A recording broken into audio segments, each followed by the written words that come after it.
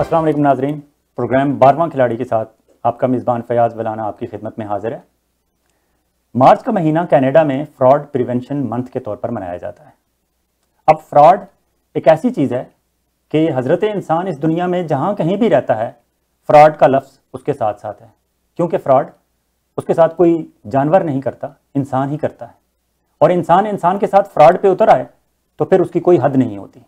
और शायद इसी वजह से कनाडा जैसे तहजीब याफ्ता ममालिक में भी आज से शायद 2004 में 14 साल पहले फ्रॉड प्रिवेंशन मंथ को बाकायदा मंथ के तौर पर अवेयरनेस आगाही के मंथ के तौर पर मनाया जाना शुरू किया जाने लगा। इब्तदाई तौर पर शायद चंद कंपनीज थी, 20-22 कंपनीज थी, उन्होंने फ्रॉड प्रिवेंशन मंथ मनाना शुरू किया।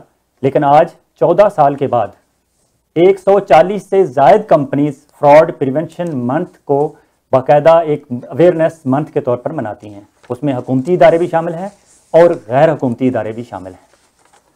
कनाडा में तो फ्रॉड होते ही रहते हैं, लेकिन हम चूंकि ओवरसीज़ पाकिस्तानी हैं, हमें यहाँ 10,960 किलोमीटर दूर बैठे हुए भी पाकिस्तान की फ़िक्र रहती है। और फ्रॉड की बात हो तो फ्रॉड में बड़े बड़े दिलचस्प वाक़यात भी होते हैं, कहानियाँ भी होती हैं। अपने प्रोग्राम में आगे चल के हम कनाडा में होने वाले फ्रॉड्स और उनकी मुख्तलिफ नौइयत पर बात करेंगे। आज हमारे साथ स्टूडियो में मौजूद हैं जनाब मुमताज़ माहिर कानून बैरिस्टर नासिर मकसूद साहब। नासिर मकसूद साहब पाकिस्तान से यहाँ 9 साल पहले आए।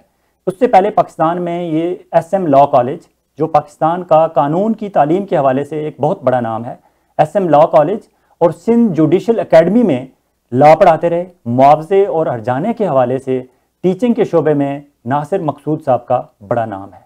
इसके अलावा Sindh high court, supreme court और मुख्तलिफ अदालतों में इन्होंने इस हद तक ये पेश हुए और इनकी बहस इस हद तक पाकिस्तान में मकबूल थी, मारूफ थी और सिक्का बंद थी कि 150 से ज़ायद फैसलों में इनकी बहस को मुल्क में कानून तब्दील करने के काम के तौर पर देखा गया और कानून की बुक्स में 150 से ज़ायद फैसलों में इनका जिक्र मौजूद है। नासिर मकसूद साहब, बहुत शुक्रिया टोरंटो 360 टेलीविजन तशरीफ लाने का। नाज़रीन कराम, पाकिस्तान की बात हो जाए तो फ्रॉड पे एक वाक़या मैं भी आपको सुना दूँ। हमारी गुज़श्ता हुकूमत में इमिग्रेशन मिनिस्टर थे जेसन कैनी। क्योंकि फ्रॉड यहाँ हर किस्म के होते हैं और शायद पाकिस्तानियों का ज़्यादा ताल्लुक इमिग्रेशन से रिलेटेड फ्रॉड्स में होता है। जेसन कैनी इमिग्रेशन मिनिस्टर पाकिस्तान गए। उस वक्त पाकिस्तान पीपल्स पार्टी की गवर्नमेंट थी। मैं उस मिनिस्टर का नाम तो नहीं लूँगा क्योंकि चलें समझने वाले खुद ही समझ जाएंगे। इमिग्रेशन मिनिस्टर वहाँ एक पाकिस्तान पीपल्स पार्टी के दौरे हुकूमत में एक मिनिस्टर के पास गए और उन्हें कहा कि पाकिस्तान के हवाले से हमें शिकायत आ रही हैं कि पाकिस्तान, इंडिया, फिलिपाइन और बांग्लादेश में इमिग्रेशन के हवाले से बहुत ज़्यादा फ्रॉड हो रहे हैं और पाकिस्तान में जो फ्रॉड हो रहे हैं, प्लीज़ खुदा रहा इसकी रोकथाम के लिए कुछ किया जाए। मिनिस्टर साहब ने एक कान से बात सुनी और दूसरे से निकाल दी। जेसन कैनी वापस आ गए। रस्मी वादे उनसे किए गए होंगे कि हम इस पर ध्यान देंगे, लेकिन कुछ ना किया गया। कुछ अरसे बाद जेसन कैनी फिर इंडिया, फिलिपाइन और बांग्लादेश के दौरे पर गए तो उन्होंने मेहरबानी की, वो पाकिस्तान फिर रुके और मुतलका मिनिस्टर से मिले और उन्होंने कहा कि मैंने अपने गुज़श्ता दौरे में भी आपसे कहा था कि यहाँ इमिग्रेशन के हवाले से कोएक्स बैठे हुए हैं, जेली इमिग्रेशन कंसल्टेंट और जेली इमिग्रेशन लॉयर बैठे हुए हैं, जो पाकिस्तान में बहुत ज़्यादा फ्रॉड हो रहा है इमिग्रेशन के हवाले से, तो इस सिलसिले में कुछ करें। अब मुतलका मिनिस्टर अपनी छुरियाँ तेज़ करके बैठे हुए थे। उन्होंने कहा, आपने कहा लेकिन आपने हमें कुछ दिया नहीं, हम किसके खिलाफ एक्शन लें? यहाँ तो बहुत ज़्यादा काम है, जो भी है हमें कुछ सबूत होना चाहिए हमारे पास। तो जेसन कैनी ने उन्हें एक लिस्ट उनके हवाले की कि हमारी इतलात के मुताबिक ये 100, 200 या 300 जेली इमिग्रेशन कंसल्टेंट या जेली इमिग्रेशन लॉयर जो कनाडा की इमिग्रेशन के हवाले से फ्रॉड कर रहे हैं पाकिस्तान भर में, ये उनकी लिस्ट है, इनके खिलाफ एक्शन लिया जाना चाहिए, ये फ्रॉड है, ये सही नहीं है। उन्होंने वो लिस्ट उनके पास ली। जेसन कैनी की खूब खातर मदारत करने के बाद उन्हें वापस भेज दिया और बताने वाले बताते हैं कि अगले रोज़ वो जब ऑफिस में दाखिल हुए तो उन्होंने पहला हुक्म ये जारी किया कि मेरे छोटे भाई को बुलाया जाए। उनके छोटे भाई, जो माशाल्लाह उनसे भी 2 हाथ ज़्यादा तेज़ हैं, वो जब ऑफिस तशरीफ़ लाए तो उन्होंने अपने छोटे भाई को खामोशी से वो लिस्ट उनके हवाले की और उन्होंने कहा ये लें। फिर वो लिस्ट थी, उन मिनिस्टर साहब के वो छोटे भाई थे और पाकिस्तान भर में उन्होंने वहाँ से वसूलियाँ शुरू कर दी। इमिग्रेशन कंसल्टेंट्स के ख़िलाफ़ एक्शन क्या होना था, अलबत्ता मुतलका वज़ीर जो हैं उन्होंने और उनके छोटे भाई ने अपनी जेबें खूब भर ली। ये तो फ्रॉड हो रहे हैं पाकिस्तान में और हुकूमती सतह पर हो रहे हैं। अब आते हैं कनाडा की तरफ। नासिर मकसूद साहब, ये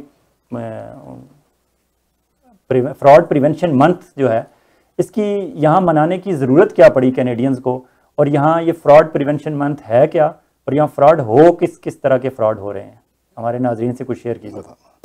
इससे पहले कि मैं आपके सवाल का जवाब दूं, मैं टोरंटो 360 टेलीविज़न का बहुत बहुत शुक्रगुजार हूं, और आपका भी कि आपने मुझे मौका दिया कि मैं इस मौजू पर रोशनी डाल सकूं।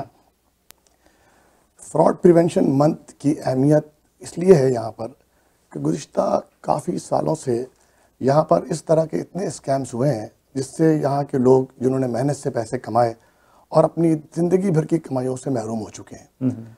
पैसा कमाना बहुत मुश्किल है। यहाँ लोग $10 पर आवर के हिसाब से काम करते हैं, 8-8 घंटे पूरे पूरे दिन काम करते हैं। मियाँ और बीवी सब काम करके एक सेविंग जमा होती है, और को इस तरीके से उसको आसानी से फ्रॉड करके अगर ले जाए तो उनकी पूरी ज़िंदगी ख़राब हो जाती है। तो इस तरह के जब स्कैम्स सामने आए, उसमें टैक्स के स्कैम्स भी हैं और अपना फाइनेंशियल इंस्टीट्यूशंस के स्कैम्स, दूसरे प्राइस के scams, even dating scams, medicine वगैरह सेल कर रहे हैं, सब ऑनलाइन इस तरीके से सेल करते रहे। इसके काफ़ी स्कैम्स, ब्यूटी प्रोडक्ट्स, इस तरह के स्कैम्स सामने आए। गवर्नमेंट के पास कंप्लेंट जाना शुरू हुई, तो गवर्नमेंट ने रियलाइज़ किया कि ये चीज़ तो अनब्रिडेड तौर पर बढ़ती चली जा रही है और उसका कोई लायबल भी सामने नहीं आ रहा और रुक भी नहीं रहा, और इतने मास लेवल पे और इतना ऑर्गेनाइज तरीके से हो रहा है कि इसको कैसे रोका जाए। सबसे पहले काफ़ी थिंक टैंक यहाँ बैठे और उन स्कॉलर्स ने डिसाइड किया कि यार पहले तो इसका ये करना चाहिए कि लोगों को एजुकेट किया जाए। सबसे पहले लोगों में अवेयरनेस आएगी तो पता चलेगा कि उसको कैसे रोका जाए, उसका क्योर कैसे हो, उसका प्रिवेंशन कैसे हो। तो उन्होंने कहा कि इंडिविजुअली हर आदमी को तो जाके बताया नहीं जा सकता। फिर उन्होंने डिसाइड किया कि एक पूरा मंथ, उन्होंने मार्च के मंथ को चूज़ किया और ये फैसला किया गया कि इस पूरे महीने में इस तरह के प्रोग्राम्स होंगे, जैसे आपका प्रोग्राम हो रहा है आगाही के हवाले से, ताकि पब्लिक में एक अवेयरनेस पैदा की जाए, एक कैंपेन चलाया जाए जिससे हर आदमी को ये पता चल जाए कि उसका नुकसान किन चीज़ों में है, कहाँ वो गलती कर रहा है, as a consumer, as a creditor, as a borrower और एज अ जनरल कस्टमर, कहाँ उसकी खामियां हैं, कहाँ जाके वो अपने राइट्स बाटर कर रहा है और कहाँ जाके उसके राइट्स मिसयूज हो रहे हैं। तो ये तमाम वायलेशंस और ब्रीच को पॉइंट आउट करने के लिए ये महीना रखा गया है। पहले जैसे आपने कहा कि शुरू में इसमें कुछ कंपनियां थी, अब 120 कंपनियां आ गई हैं और बढ़ता चला जा रहा है। 140 कंपनियां आ गई और इस पर काफ़ी काम हो रहा है। हुकूमती भी हैं और गैर हुकूमती भी, दोनों शामिल हैं। गैर हुकूमती भी हैं। तो पर्पज़ सिर्फ ये है कि लोगों को एजुकेट कर दिया जाए। लेकिन जो माफिया है, जो फ्रॉडस्टर्स हैं, जो स्कैमर्स हैं, वो इतने ऑर्गेनाइज्ड हैं, इतना उनकी नेटवर्किंग इतनी स्ट्रांग है और वो डेली नई चीज़ इन्वेंट करते हैं। उनमें इनोवेशन बहुत ज़्यादा है, बहुत नॉवेल तरीक़ेकार है। अब ऐसे ऐसे तरीके वो निकालते हैं कि गवर्नमेंट दंग, इंटेलिजेंस दंग, आपके कैनेडियन ब्यूरोज दंग है कि ये हो क्या रहा है और कैसे हो रहा है। पता जब चलता है, गवर्नमेंट जब जागती है, उस वक्त तक सैकड़ों लोगों के नुकसान हो चुके होते हैं। फिर उसको रिकवर करने के लिए टाइम लगता है, लिटिगेशन है, ये सब तमाम चीज़ें हैं। तो इन सब चीज़ों को देखने के लिए तो बेस्ट इलाज ये है कि prevention is better than cure. Cure तो बाद में आएगा ही, लेकिन पहले प्रिवेंट करने के लिए, और प्रिवेंशन की सबसे इंपॉर्टेंट जो चीज़ ये है कि इंफॉर्मेशन प्रोवाइड की जाए कस्टमर्स को, पब्लिक को, सिटीजन्स को, कि उनको पता चले कि वो कहाँ अपने राइट्स जो है लूज कर रहे हैं और कहाँ उनका मफाद जो है बेहतर तौर पर सर्व हो रहा है। उनको उस तरीके दिखाना पड़ेगा रास्ता। फ्रॉड प्रिवेंशन मंथ के हवाले से मैं देख रहा था, तो वहाँ उन्होंने 3 स्टेप्स उसके बताए हैं: recognize it, reject it, report it. जी जी। अब रिकॉग्नाइज करने पे मरहले पे हम देखें तो एक लंबी लिस्ट है।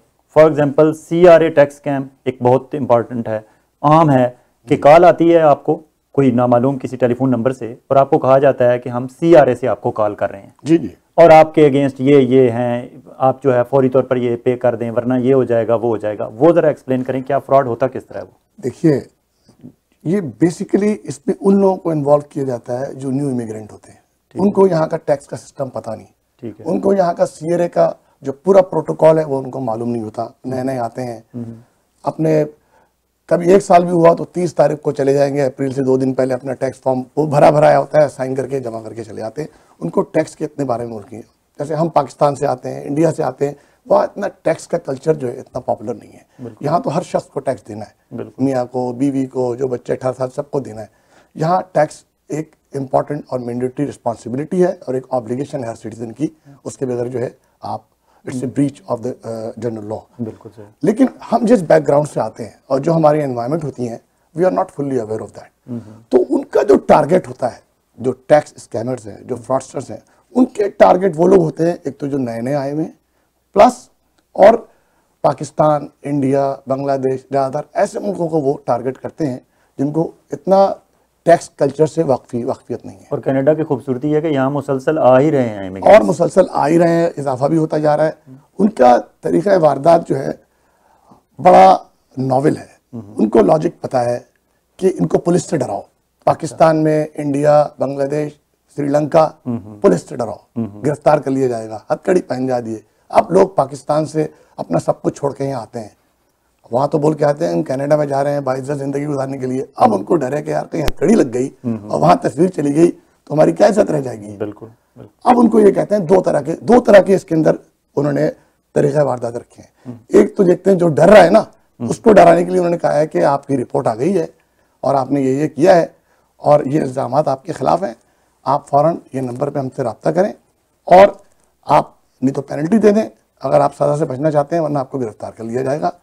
कभी कभी तो वो ये कहते हैं कि अगर आपको तकलीफ है हमारे पास आने में, हम कोरियर भेज देते हैं, आप पैसे उनको दे दें। अच्छा, यहाँ तक उन्होंने कहा है। इसका मतलब उन्होंने कोरियर भी हायर किए हुए हैं। कोरियर भी हायर किए हुए हैं और सब ऑर्गेनाइज तरीके से काम हो रहा है। और बाकायदा लोगों को डराते हैं, धमकाते हैं और टाइम पे फोन करते हैं और नंबर भी देते हैं, नंबर रीडायरेक्ट करते हैं तो वहां चले जाते हैं। ऐसी सिमिलर वेबसाइट भी उन्होंने बना ली है, बिल्कुल सीआरए से बिल्कुल मिलती जुलती। अच्छा, ज्यादा फर्क नहीं किया उन्होंने। और उसमें बोलते हैं इसमें पढ़ लीजिए, उसमें ये सजा लिखी है, ये पेनल्टी लिखी है, पेनल्टी लिखी है। ये सब फैब्रिकेट किया हुआ है। जो लोग डरने वाले हैं उनको ऐसे डराते हैं। जहां देखते हैं लोग पढ़े लिखे हैं, होशियार है, उनको थोड़ा टैक्स का पता है, उनको कहते हैं कि आपका रिबेट आ गया है जनाब। अच्छा, आपने टैक्स दिया था पिछले साल, अब आपके इतने रिबेट आने वाले हैं, आप अपना अकाउंट नंबर दे दीजिए और सीएन कार्ड दे दीजिए तो रिबेट की पेमेंट हम उसमें पहुंचा देंगे। अच्छा, उनको इस तरीके से करते हैं। वो लोग लालच में आ जाते हैं। पर्पस क्या है? उनको तीन आइडेंटिटी थेफ्ट करना है। उनको उनकी इंफॉर्मेशन चाहिए, क्रेडिट कार्ड इंफॉर्मेशन चाहिए, बैंक्स की इंफॉर्मेशन चाहिए, सिम कार्ड की इंफॉर्मेशन चाहिए और उनकी जो पर्सनल इंफॉर्मेशन है वो उनको चाहिए होती है। एक तो वो ये ले लेते हैं, फिर क्या करते हैं, ये इंफॉर्मेशन फिर आगे बेची जाती है, फिर दूसरा ग्रुप उसको खरीद लेता है। ये अपना फायदा जितना उठा सकते हैं, किसी और तरीके से आ जाएंगे, वो तरीके से आ जाते हैं, फिर उनको किसी और लोगों को दे देते हैं, वो अपने तरीके से इनके पीछे आ जाएंगे। तो ये टैक्स स्कैम है।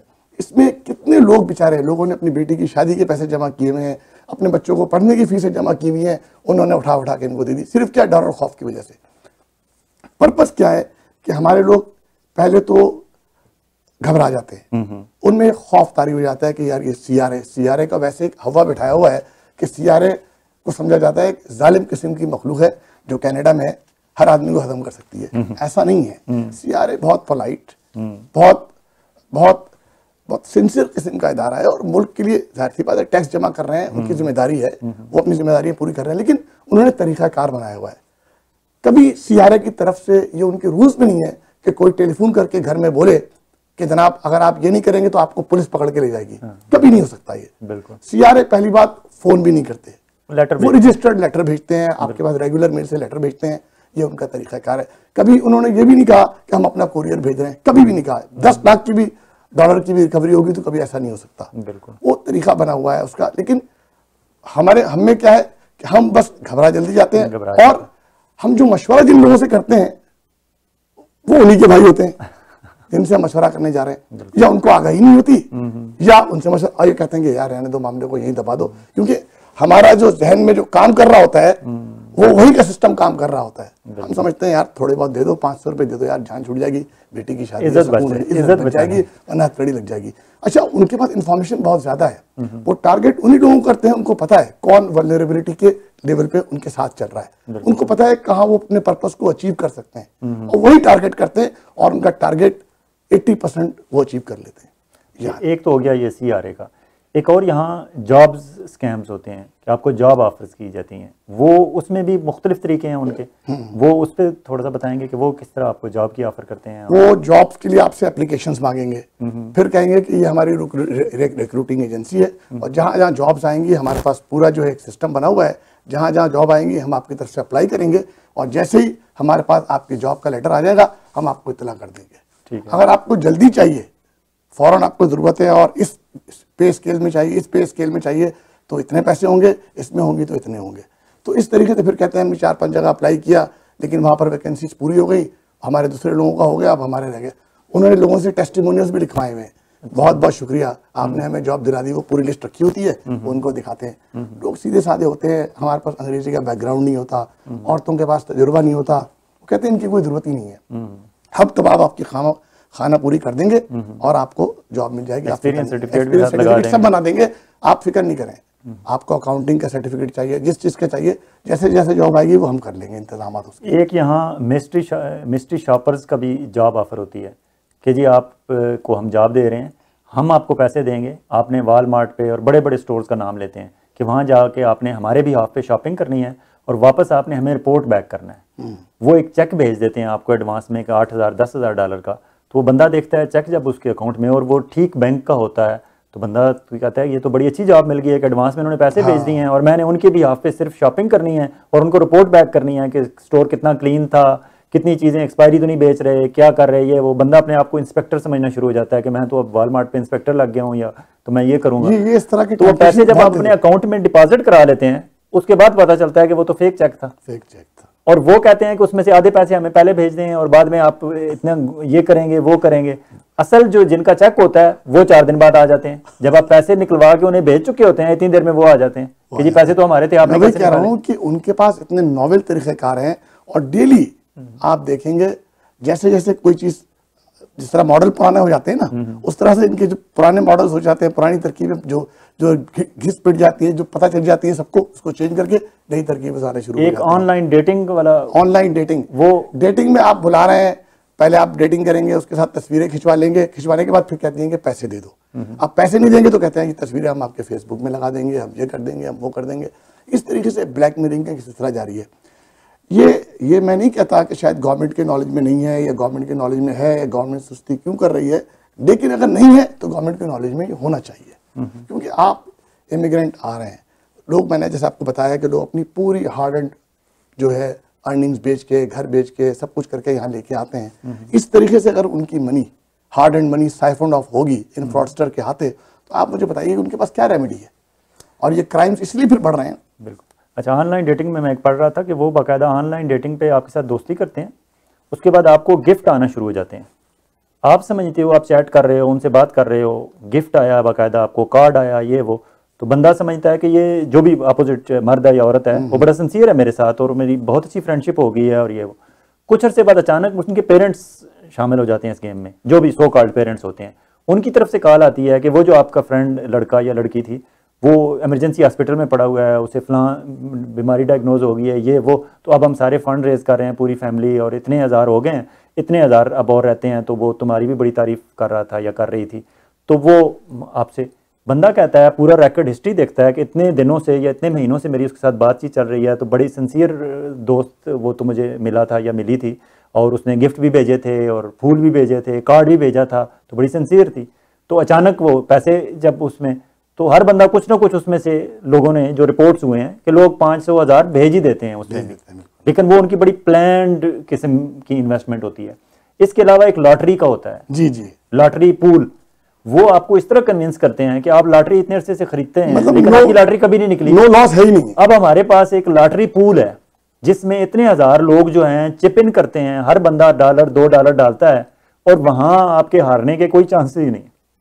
वो पूल जरूर लॉटरी जीतता ही जीतता है और जब जीतेगा तो आपको उसमें से इतने हज़ार या इतने लाख, इतने मिलियन मिल जाएंगे। उसमें भी लोग लालच में पैसे दे देते हैं और बाद में पता चलता है कि वो कुछ भी नहीं था ऐसा, नहीं, वो सिर्फ लोगों के पैसे जा रहे हैं। इसी तरह वो एक लंबी लिस्ट है। मैं आपको बताऊं, 2 चीजें मेरे भी नजर में देख रहा था। एक तो है प्राइस स्कैम। आपको वो बोलेंगे आपका प्राइस निकल गया और प्राइस निकलने के बाद आप मुबारक हो, बहुत ज्यादा आपको ग्रीटिंग्स देंगे कि बहुत आपको मुबारक हो, प्राइस निकल गया और आप बहुत खुशकिस्मत हैं। और फिर साथ में कहेंगे कि प्राइस तो हम दे रहे हैं आपको, लेकिन उसके साथ एक थोड़ी सी फीस है जो फीस आपको हमें देनी पड़ेगी, उस फीस से ये हैंडलिंग और शिपिंग चार्जेस हैं, वो प्राइस आपको मिलेगा। ये मैं आपको बता दूं, ये क्लियर वायलेशन है लॉ की। यहाँ पर कंपटीशन एक्ट है, उस कंपटीशन एक्ट में लिखा हुआ है कि जब किसी का कोई प्राइज मिल रहा है तो उसके साथ कोई एसोसिएटेड मनी आप डिमांड ही नहीं कर सकते। अच्छा। और सेक्शन 53 है कंपटीशन एक्ट का, जिसमें कहा है कि ये पूरा एक क्राइम है और 14 साल इसकी सजा है अगर इस तरीके से किसी ने पैसे बटोरे प्राइस का शो करके किए तो 14 साल इंडक्टमेंट उसकी पनिशमेंट है। इसके बावजूद लोग किए चले जा रहे हैं। आप देखिए क्योंकि आगाही नहीं है, आगाही नहीं, पता ही नहीं है उनको। और आप ये देखें, अपना आप कंप्यूटर खोलें, आपके साइड में एडवर्टाइजमेंट पॉपअप होना शुरू हो जाएंगे। उसमें क्या, ब्यूटी प्रोडक्ट्स, हेल्थ प्रोडक्ट्स। अब उसमें क्या बोलेंगे, ये प्रोडक्ट्स लिखा हुआ फ्री ट्रायल। अगर आप ये सर्वे करेंगे, ये फ्री सर्वे है, जब आप फ्री सर्वे करेंगे तो आपको इतनी दवाएं और इतनी ब्यूटी प्रोडक्ट्स जो है आपको $1, ₹1 और $1 और $2 एक नॉमिनल प्राइस मांगते हैं, वो आपको मिल जाएगी। आप अपने क्रेडिट कार्ड से पे कर दें। $1 लेना पर्पज नहीं है, पर्पज है वो आपकी सारी इंफॉर्मेशन, क्रेडिट कार्ड की इंफॉर्मेशन। बच्चे पता नहीं है, देखा आप मम्मी का कार्ड उठाया, वालिद का कार्ड उठाया, भर के भेज दिया, ब्यूटी प्रोडक्ट्स आ गए। एक दफा तो ब्यूटी प्रोडक्ट आ गई, उसके बाद से फिर हम अपने बैंक स्टेटमेंट भी चेक नहीं करते, हम अपने क्रेडिट कार्ड स्टेटमेंट भी चेक नहीं करते। उसमें से एक मुसलसल हिडन फीस होती है जिस पे वो साइन करा लेते हैं। वो आपने वहां साइन किया, वो हिडन जो एसोसिएटेड फीस है वो हर महीने कटना शुरू हो जाएगी। वो ब्यूटी प्रोडक्ट तो एक दफा आ गई, लेकिन वो पूरे आपके सिलसिला चलता रहेगा जब तक आप कैंसिल नहीं कराएंगे। तो पहली बात तो ये है कि हम बड़ी चीजें, बड़े फैसले कर लेते हैं, बड़े एग्रीमेंट, क्योंकि मैंने बताया है जिस बैकग्राउंड से हम आते हैं वहां कॉन्ट्रैक्ट्स को कोई इतनी सैंक्टिटी नहीं है जितनी हर चीज का कॉन्ट्रैक्ट होता है। या टेलीफोन पे बात भी करें आप किसी सर्विस प्रोवाइडर से, वो कहेगा आपकी फोन की कॉल रिकॉर्ड हो रही है। हमारे पास वहां ऐसा कॉन्सेप्ट नहीं था। रिकॉर्ड होना सिर्फ कहने की हद तक नहीं है, महावरतन नहीं है, उसका एक पर्पस है।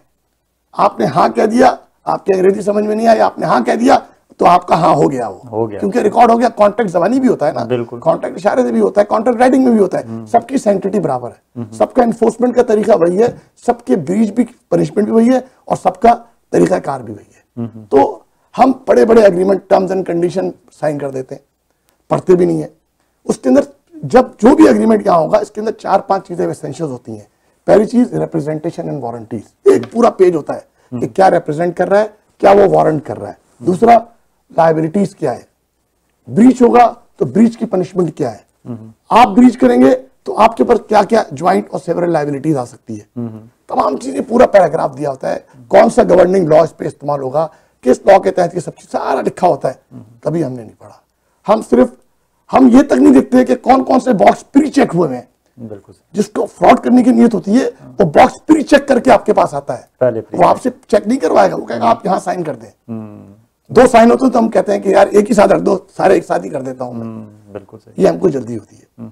आप देखें, अभी आपने तस्करा किया था इन्वेस्टमेंट लोन्स का। हाँ, इन्वेस्टमेंट लोन्स। अब हर आदमी, अब हम देख रहे हैं, हम आए हैं, हम वहां पर पाकिस्तान में कुछ नहीं कर सकते थे, हम हाउसवाइफ थे, हम दूसरा काम करते थे। अब हम इन्वेस्टमेंट लोन हमको दिया जा रहा है, आते ही इन्वेस्टमेंट लोन, और $1 लाख, $1 करोड़ रुपए हम कैलकुलेट करते हैं वहां से। अब $1 करोड़ रुपए लोन, हमने बड़ी अच्छी बात है। क्या है जनाब, ये 3 साइन करने हैं आपको। बड़ा अच्छा, इससे अच्छा कौन सा काम है यार, कनाडा तो जन्नत हो गई। 3 साइन किए, $1 करोड़ रुपए मिल गए। उसके साथ वो इतने कागज फिर आखिर में होते हैं जो उसके साथ लगे होते हैं, जो पार्ट्स ऑफ द एग्रीमेंट होते हैं। स्ट्रक्चर क्या किया जाता है, बैंक और फाइनेंशियल एडवाइजर्स, जो फाइनेंशियल इंस्टीट्यूशंस हैं वो उनकी तरफ से लोन दी जाती है, और जो फाइनेंशियल एडवाइजर जो समझाते हैं। काफी मुकदमात यहाँ टोरंटो में और ओंटारियो की डिफरेंट अदालतों में चल रहे हैं, जिसमें यही चीज सामने आई है। उसमें ये लिटिगेशन का इशू यही है कि भाई इन्वेस्टमेंट एडवाइजर, जो फाइनेंशियल एडवाइजर्स ने क्लाइंट्स को बुलाया और उनको कहा कि हम आपको लोन दिला देते हैं। उन्होंने कहा कि regardless of what you are doing और व्हाट यू आर डूइंग, ये हमारा काम है, सब कुछ हम करेंगे, हम लोन दिला देंगे, आप फिक्र नहीं करें। लेकिन लोन के साथ साथ उनको एक इंप्लीमेंट की जाती है लेवरेज स्ट्रेटेजी, उनको बताई जाती है। ठीक है। वो लेवरेज स्ट्रेटेजी है कि जो हम लोन देंगे उसका जो इंटरेस्ट होगा ना, वो सेल्फ जनरेटिंग होगा। अच्छा। अब लोग कहते हैं तो इससे अच्छा कोई काम ही नहीं है यार, हमने तो कुछ इंटरेस्ट भी नहीं मिल रहा, वो सब कुछ वहीं से जनरेट हो रहा है। और साथ साथ कहते हैं तुमको $1 करोड़ रुपए की या $5 लाख की, $20 लाख की एक लाइफ इंश्योरेंस भी मिल रही है बोनस में। अच्छा। वो जो उससे जो आपके जो पैसे इन्वेस्ट होंगे म्यूचुअल फंड से, उसमें जो डिस्ट्रीब्यूशन आएगी उससे पहले तो इंटरेस्ट चले जाएगा, फिर लाइफ इंश्योरेंस का प्रीमियम चला जाएगा, जो बचेगा वो सारा आपको मिल जाएगा। अच्छा। उन्होंने कहा ये तो बड़ा अच्छा काम है यार, घर बैठे बैठे कुछ करना भी नहीं है, पर इंश्योरेंस भी मिल रही है, मेरे पैसे भी और बढ़ भी रहा है, डबल भी हो जाएगा। पूरे ग्रोथ चार्ट दिखाते हैं, जनाब 0 से शुरू हुआ था, इस वक्त 500 पे पहुंच गया। अब लोग कहते हैं यार इससे अच्छा क्या काम है भाई। अब उन्होंने कहा कि साइन कीजिए। अब साइन किया, वो प्री चेक बॉक्स जो केसेस सामने आए हैं, जो अदालतों में चल रहे हैं, मैं उनकी बात कर रहा हूँ। यहाँ पर एक इदारा है mutual fund dealers of Canada, उसको जो है MFDA कहते हैं, उस पे लोगों ने काफी कंप्लेन की, काफी एडवाइजर्स के खिलाफ कार्रवाई भी की गई, काफी फैसले भी आए, उनके लाइसेंस भी सस्पेंड किया। लेकिन जो ये काम करने वाला है तो वो करोड़ों के हिसाब से लाखों डॉलर लेकर के यहाँ से मुल्क से फरार हो गए। जिनके पैसे हैं, बैंक उनके पीछे लगा हुआ है, वो मुकदमे कर रहे हैं, सुप्रीम कोर्ट में मुकदमे चल रहे हैं लाखों रुपए के। अब ये बेचारे कहाँ से पैसे लें? 400 रुपए डॉलर, 300 रुपए डॉलर वकीलों की फीस कहाँ से अफोर्ड करेंगे? बिल्कुल, इनको तो मिला भी कुछ नहीं। बिल्कुल। और जब उनसे कहा यह जाता था, जब करते थे, ये कहा जाता था कि जनाब जब भी आपको जरूरत पड़ेगी हम इस तरह खत्म कर देंगे। अच्छा। लेकिन जब आप कैंसिल कराने जाते हैं तो कहते हैं जनाब देखिए नीचे तो लिखा हुआ है, आप कुछ भी नहीं कर सकते। बैंक क्या करता है, जब देखते हैं कि मार्केट गिर रही है, कुछ मुनाफा नहीं हो रहा, इसकी तरफ से किस्तें नहीं आ रहे, वो रिडीम करके अपना अमाउंट मैक्सिमम जितना ले जा सकते हैं वो तो ले जाते हैं, जो डेफिशिएंट हो जाता है उसके लिए क्लेम करते हैं, प्लस सारा इंटरेस्ट सब चीजें मिला करके, और लाखों के क्लेम जो इनके खिलाफ फाइल हो रहे हैं। बैंक्स के पास इन हाउस काउंसल्स हैं, फाइनेंशियल एसोसिएशंस जो इंस्टीट्यूशंस हैं, इनके पास अपने उकला हैं। लेकिन ये जो इनोसेंट पीपल है, जिनके पास कुछ भी नहीं बचा, जो था वो चला गया, स्ट्रेस में कितनों की फैमिलियां तबाह हो गई, कितने घर के अफराद मर गए इस टेंशन से। आप ये मुझे बताइए, ये जुल्म नहीं है तो क्या है? बिल्कुल। और ये हमारी अपनी कम्युनिटी में, और ये हमारी कम्युनिटी में ज्यादा हो रहा है, और हम शर्म से किसी को बताते भी नहीं है। किसको पता है? इवन कि मैंने लोगों को देखा है कि लोग कोर्ट में डिफेंड करने भी नहीं गए, कि डिफेंड करने जाऊंगा तो कल के मेरे चाचा का लड़का कोर्ट में काम करता है, उसके 6 केस चल रहे हैं, वो मुझे ना देख ले। अब इस चक्कर में डिफॉल्ट जजमेंट आ गया, अब वो उनके पीछे घूम रहे हैं डिग्रियां लेकर के, अब ये छुपते फिर रहे हैं। आखिर में सोचते हैं कि यार हम मुल्क से चले जाएं, हम सूबा बदल के चले जाएं, इससे मसला तो हल नहीं हो रहा। तो एक इतनी अच्छी जगह हमको मिली, सिर्फ हमने अपनी लापरवाही की वजह से और अपने टेम्पटेशन की वजह से इन चीजों को नजरअंदाज किया, और आज हम नतीजे पर पहुंच गए। थोड़ा सा ड्यू डिलिजेंस कर लेते और थोड़ी सी मशवरा करने की कोशिश करते, जो इस फील्ड में काम कर रहे हैं, कितना टाइम लगता है? बिल्कुल। आप 100 पेज साइन कर रहे हैं बेगर पड़े, आपको ये तक नहीं पता कि लेवरेज का मतलब क्या है। आप पूरा लेवरेज का 60 पेज का एग्रीमेंट साइन कर रहे हैं। बिल्कुल सही। आप किसी से पूछ के दे रहे हैं, 2 दिन का टाइम पढ़ के दे दीजिए, आपको पता चल जाएगा क्या चीज है। लेकिन नहीं, फिर जब कंसिक्वेंसेज होते हैं तो फिर हम रियलाइज करते हैं कि जाती हो गई। तो ये जो मार्च का महीना ये जो मनाया जा रहा है, इसकी इंपॉर्टेंस इन तमाम चीजों को तनाजुर में अगर देखा जाए, इजमाली तौर पर बहुत अहमियत है। अगर 5% लोग भी इस चीजों से पीछे हट जाते हैं, ऑनलाइन स्कैम से, फोन स्कैम से, इन चीजों से हट जाते हैं, तो इसका पर्पस सर्व हो जाता है, गवर्नमेंट अपने मिशन में कामयाब हो रही है। यहां तक अब देखिए ना, पहले अब इतनी हिम्मत बढ़ रही है, पहले तो चलो ऑनलाइन फोन तक बात थी, कुरियर तक बात थी, अब इन पर्सन स्कैम शुरू हो गया है, अब घर पे आने शुरू हो गए। ठीक। एयर डक्ट क्लीनिंग, अरे भाई क्या हो गया भाई, अभी घर लिया है एयर डक्ट क्लीनिंग, हम बोल भी रहे किराएदार हैं, कह रहे नहीं फिर भी आप कराएं, आप फिक्र नहीं करें, घर में घुसना है। और टाइम पे आ रहे हैं, जनाब ये डोनेशन चाहिए, ये फला जगह के लिए डोनेशन चाहिए, ये इसके लिए डोनेशन चाहिए। तो इस तरीके की चीजें आप सामने आ रही हैं। फिर क्राइम्स भी बढ़ रहे हैं, उनको पता चल जाता है क्या टाइमिंग्स हैं, कौन घर पे रहता है, सब मॉनिटर कर रहे होते हैं, और उस टाइम पे आते हैं, जब मौका देखते हैं वारदात कर देते हैं। कितने केसेस हुए? डोर टू डोर पे तो अब पाबंदी शायद फर्स्ट से अगले फर्स्ट से पाबंदी लगा रही है। पाबंदी है, लेकिन मॉनिटर कौन करेगा?